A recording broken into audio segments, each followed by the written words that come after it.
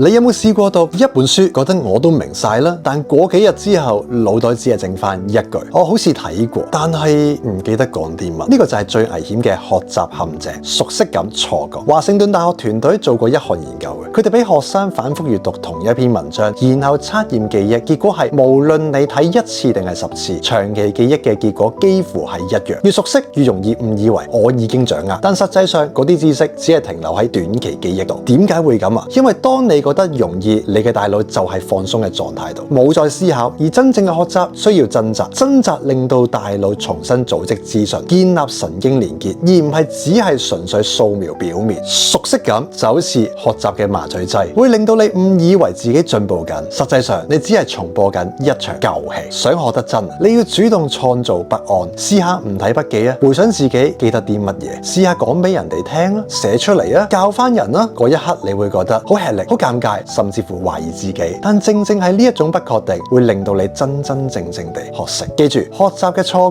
覺就係當你感覺最輕鬆嘅時候，大腦其實已經停止成長。最後，我為呢個內容準備咗一條深入講解版嘅影片，留言學習真相，我會將呢個內容送俾你。